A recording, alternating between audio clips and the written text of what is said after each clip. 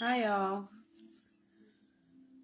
I wanted to check in with everyone and let you know that Dating with Diagnosis is growing every day, and I'm very grateful for everyone who became a member and is supporting and following and posting and sharing and contributing to the project and the movement. I think that's really dope, and I want to thank y'all.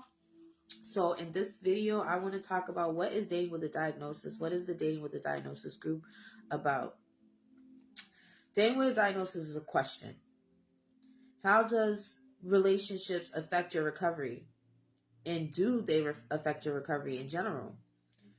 So one thing about the Facebook group is it's not focused on finding a date or a partner, but the group is to share experiences of good and bad relationships within your life, your bondings, like your parents, your children, your partners, your spouses, your companions, your friends, things like that.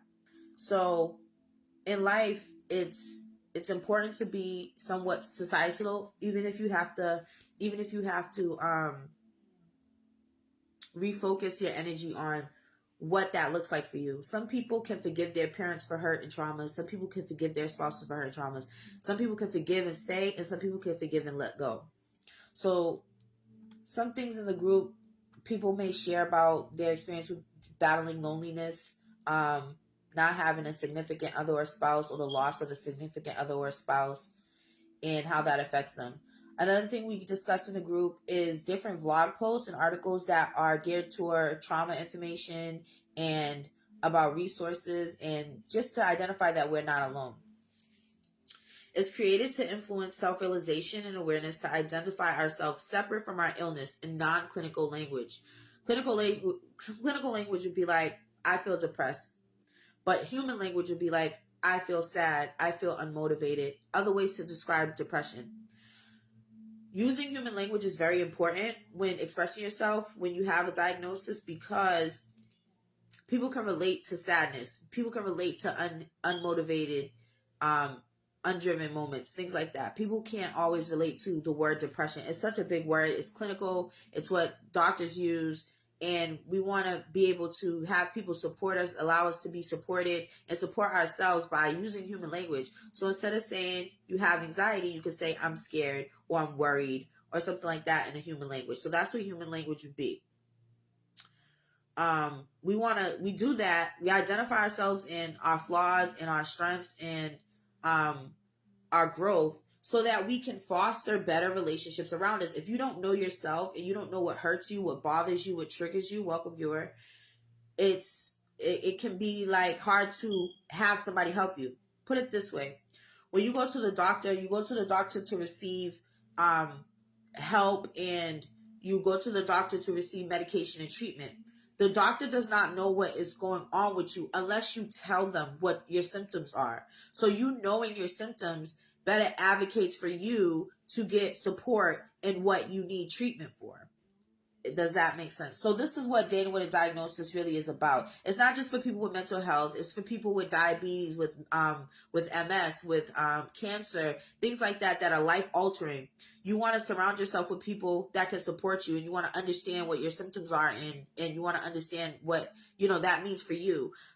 People with the same diagnosis are not supposed to be treated the same, because our illnesses and our ailments are unique to our experience. So when I go through depression or anxiety, it looks different for somebody else who's going through it as well. They may want a person that's dealing with depression, or bipolar. They may be able to feel like they're conquering the world. They may can do everything they want to do, because it's called mania. It's like they want to get things done and stay motivated and stuff, but they're still in a depression. Then there's people who just can't get out of bed. There's people who just can't get up and go to work and things like that. So depression, bipolar, all these things could look different for people. MS could look different for certain people.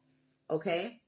So self-help books are around for dating. There are self-help books for mental health and recovery, like CBT, cognitive behavioral therapy, or DBT, I don't know the word. Well, behavioral therapy. So there's self-help books about that.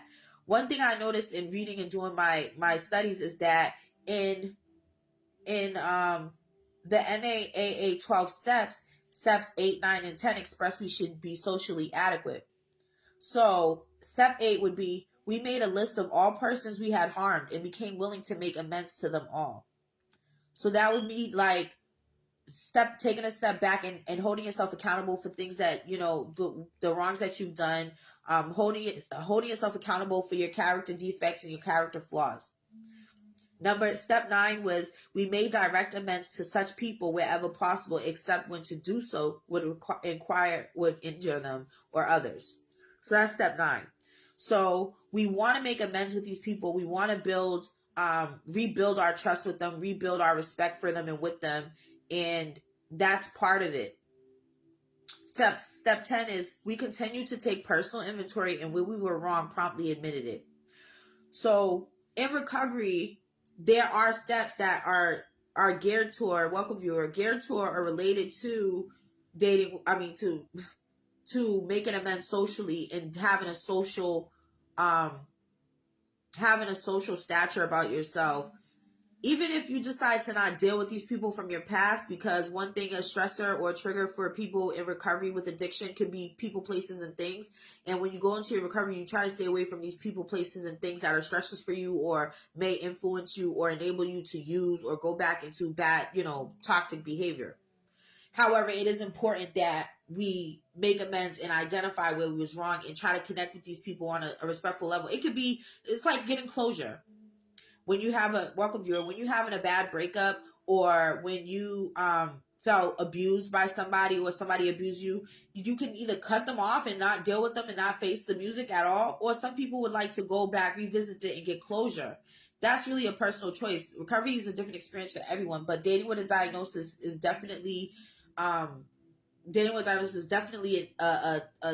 way to identify ourselves first, then focus on receiving support or respect, or even asking for help. I feel like since I started doing dating with a diagnosis and doing doing some work on it and some studies on it, I realized more about myself and my diagnosis. The way I express what I'm going through has changed, and I'm just grateful that I'm not alone in this. And I've noticed in more people who are like, yeah, I can identify with that. That's, something that I struggle with every day.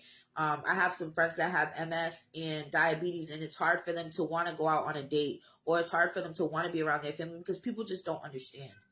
And we don't have to make them understand, but if we understand ourselves, that could promote a better connection for ourselves with ourselves, and be able to manage ourselves better, and hopefully keep our heart open, that when we can tell somebody what's really going on, it's helpful for us, because we can't just be alone, you all. We can't.